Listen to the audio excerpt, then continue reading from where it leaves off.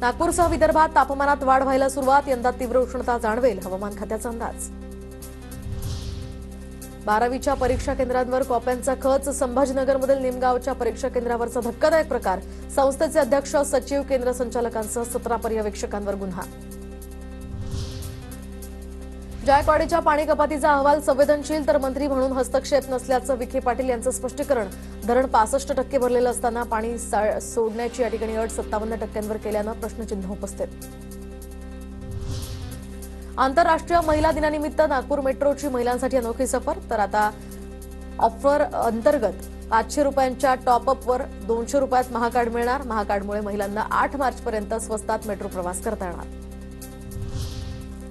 विद्युत वाहनांसाठी नाशिक महानगरपालिकेचे चार्जिंग केंद्र, तर आता चार्जिंगसाठी प्रति युनिट 16 रुपये 60 पैसे दर निश्चित।